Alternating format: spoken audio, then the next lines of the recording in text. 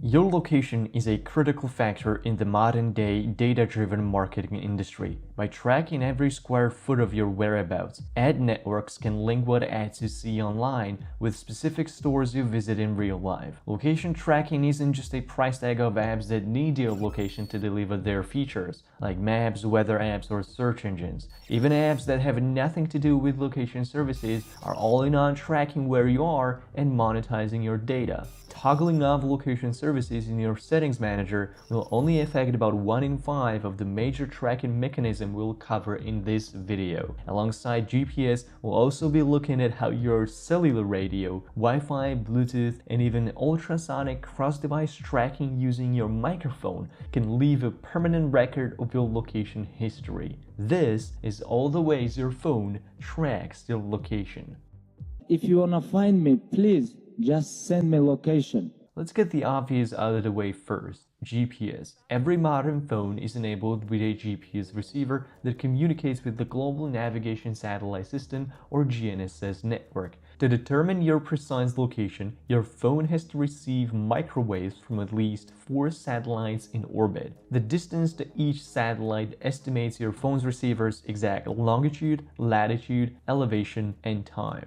When you give apps permission to access your location, it usually means access to your GPS coordinates. Global Positioning System has been around for decades and it's one of the most reliable and accurate sources of location information. Although GPS signals can bounce off steep surfaces on tall buildings or in mountainous regions and can have a difficult time passing through hard structures, GPS is still among the most trusted sources of accurate location tracking. Some people seem to have been shocked to realize their location was still being tracked even when they switched on airplane mode. Airplane mode only disables cellular network and data, and in some cases even Wi-Fi and Bluetooth. GPS is completely unrelated, so your phone will continue pulling satellite info from the GNSS network, and once you're back online, the full history of your coordinates will be transferred to any app you granted location permission. To prevent leakage of your GPS data,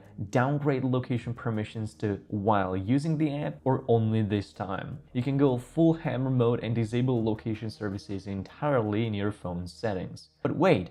Disabling location services won't prevent your location from being tracked. We just barely scratched the surface here. Providers of location-based services are counting on the fact GPS might not always be available to give accurate readings.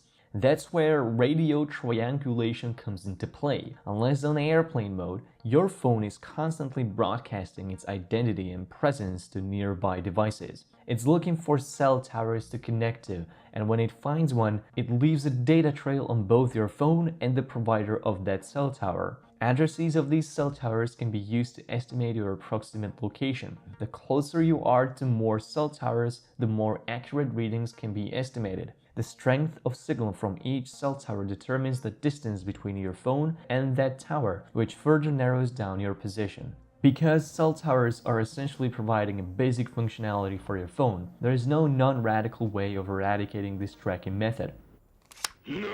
Either stay in airplane mode or remove your SIM card. Using mobile data or cellular network carries a fundamental privacy trade-off. The record of cell tower addresses your phone automatically connects to is usually kept by your phone's manufacturer as well as your network provider. So with a T-Mobile SIM card in your Android phone like Samsung with Google Apps, Google, T-Mobile, and even Samsung can track your location. The radius of accuracy using this method can be up to a quarter mile in rural areas with fewer cell towers, down to a couple of meters in urban areas with high cell tower density. It can't always pinpoint your exact position, but it still counts as a viable method of location tracking. But what if you hack the system and you use your phone as a Wi-Fi only device? The same thing that's the issue with cell tower addresses can be said about Wi-Fi networks. Each Wi-Fi router has a unique MAC ID and SSID that are blasted into all directions of the router's signal. Your phone's Wi-Fi is constantly looking for wireless signals of nearby routers, and to connect to one, You also have to give up your phone's unique MAC ID.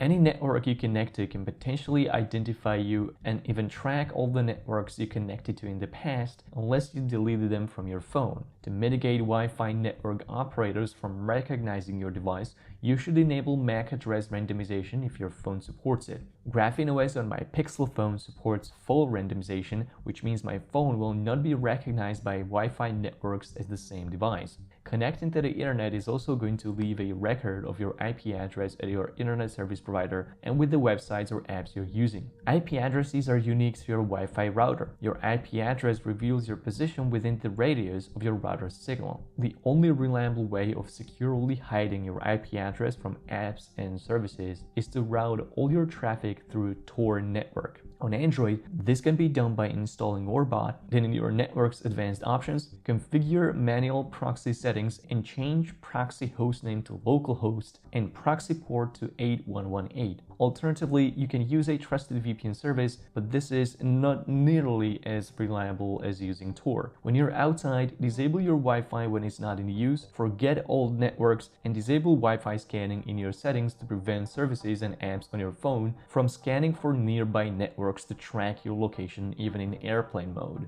If you are the kind of person that enjoys the luxury of wireless peripherals, your location history might be in trouble. Every time you turn on Bluetooth, your phone immediately starts broadcasting identifiable information in all directions. This includes the type of your phone, its MAC address, which is a unique identifier baked into your phone's Bluetooth chip, and the payload with the data being advertised through the signal. These signals can be picked up by anyone, and not just the devices you connect to.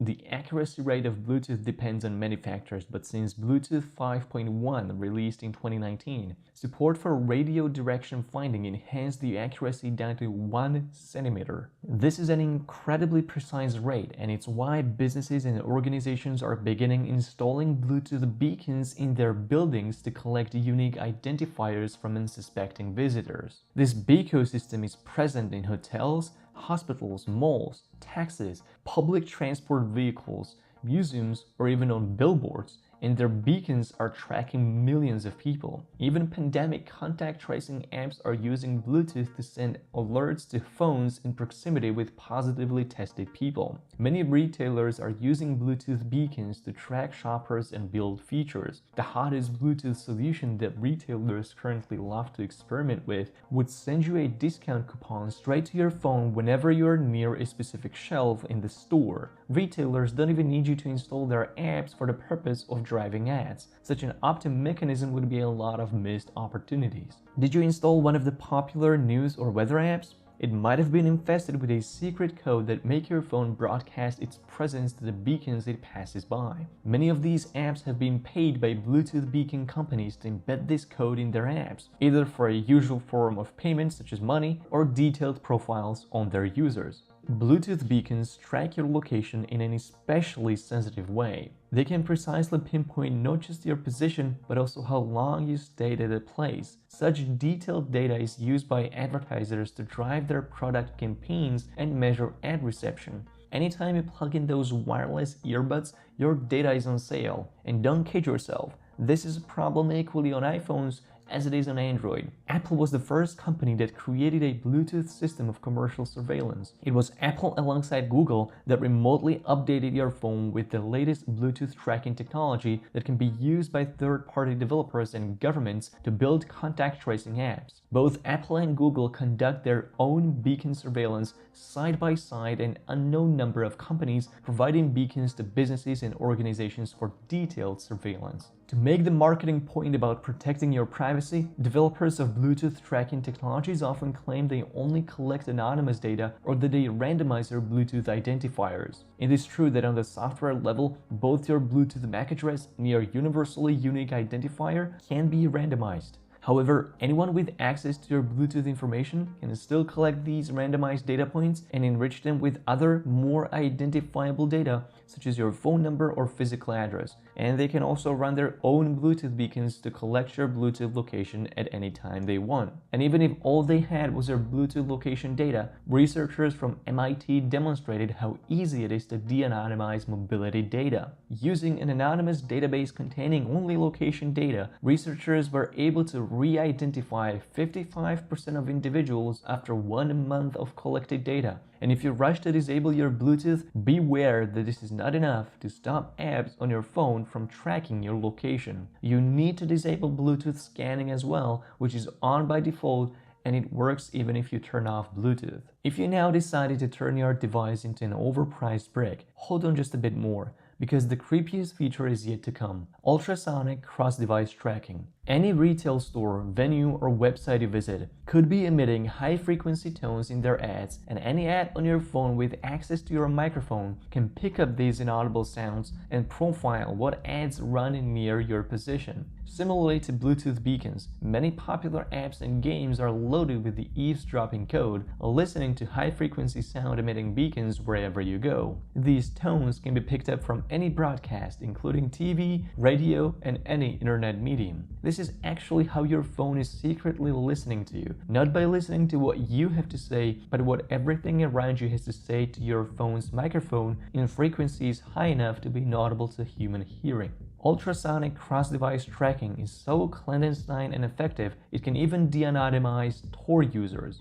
To be even creepier, because that's what advertisers like to do, there is no way of finding out whether apps on your phone have ultrasonic tracking capability built in them. Unreasonable microphone access to apps that don't need it for any functionality might be somewhat of a giveaway, but even apps that legitimately need access to your mic to provide voice features may be abusing your permission. The best way to mitigate ultrasonic tracking is to downgrade the microphone permission of all apps you granted it to. Deny microphone access to all apps that don't provide any voice-related features, and give runtime, or even better, one-time permissions to apps that need it for voice calls or recording.